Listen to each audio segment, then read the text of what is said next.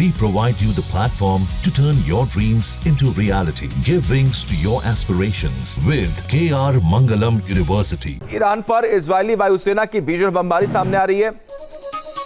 Israel के हमले में ईरान के आर्मी चीफ की मौत की खबर है। इजरायली हमले में आर्मी चीफ बागेरी की मौत की खबर सामने आई है। ईरानी मीडिया की तरफ से इस बात का जिक्र किया गया है।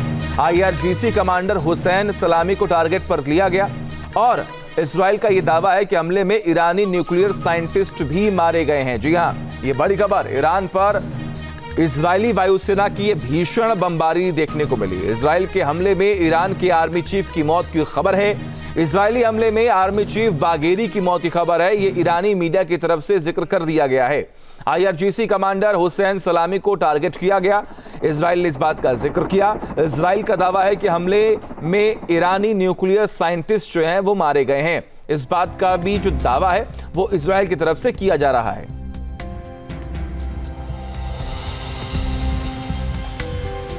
और ये आप देख पा रहे हैं, ये वो 4 टॉप लीडरशिप है ईरान के, जिन्हें इस वक्त मार दिया गया है, खत्म कर दिया गया है। ये 4 वो बड़े शख्स जो कि ईरान के टॉप लीडरशिप में आते हैं, उन्हें इजराइल ने टारगेट पर लिया और उन्हें मार गिराया है। मोहम्मद बागेरी, हुसैन सलामी, फरुद्दीन अब्बासी और मेहदी तेहरानची।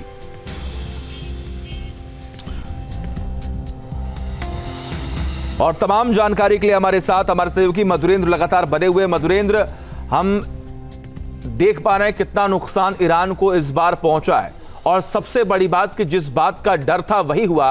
एक युद्ध का नया फ्रंट खुल चुका है, इजराइल वर्सेस ईरान।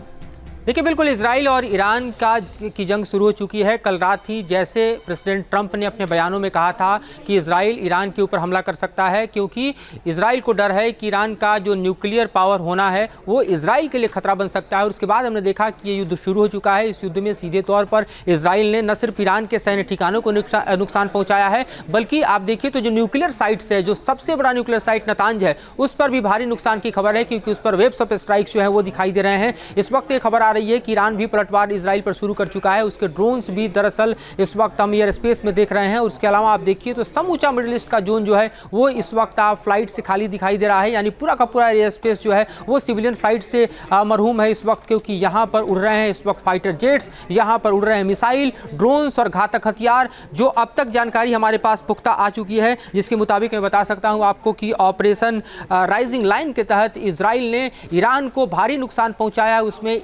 ईरान ने अपने 2 मिलिट्री कमांडर और साथ ही 2 न्यूक्लियर साइंटिस्ट भी खोए हैं और जाहिर तौर पे उनके नाम भी सामने आ चुके हैं। कमांडर जनरल हुसैन सलामी जो है उसमें मारे जा चुके हैं, मोहम्मद बागेरी उसमें मारे जा चुके हैं। उसके अलावा 2 प्रमुख वैज्ञानिकों की बात हो रही है, इसमें अब्बासी दवानी और साथ ही मोहम्मद मेहदी जो हैं वो मारे जा चुके हैं। इसके अलावा आप देखिए तो तेहरान से भी धुएं और विस्फोट की जो खबरें आ रही हैं वो विजुअल्स में देखी जा सकती है कि कितना भयावह हमला जो है उसको अंजाम दिया गया है। उसके अलावा आप देखिए मधुरेंद्र, आते हैं आपके पास। हमारे साथ इस वक्त 2 खास मेहमान जुड़े हुए हैं, जेके बंसल जो कि डिफेंस एक्सपर्ट हैं, हमारे साथ यूके देवनाथ सर भी जुड़े हुए हैं जो कि डिफेंस एक्सपर्ट हैं। सबसे पहले जेके बंसल सर, सवाल आपसे कि इस फ्रंट को आप किस तरीके से देख रहे हैं? तमाम चर्चाएं तो इस बात की थी कि कहीं ना कहीं आने वाले वक्त में ये युद्ध की शुरुआत होगी, और अब हम देख पा रहे हैं कि इजराइल ने हमला किया, उसके बाद अब ईरान भी बौखलाया हुआ है। बिल्कुल ठीक कहा आपने। देखिए, जो इजराइल पहले से कह चुका है कि ईरान को न्यूक्लियर बम नहीं बनाने देंगे, और ये इजराइल के लिए ईरान एक एग्जिस्टेंशियल थ्रेट है, और यही बात जो है अमेरिका ने भी की है। हालांकि इजराइल बहुत दिनों से हमला करने की सोच रहा था, लेकिन अमेरिका ने उसको रोक के रखा था और कुछ बातचीत आगे बढ़ जाए तो इस दिशा में थे, लेकिन वो बातचीत आगे नहीं बढ़ रही।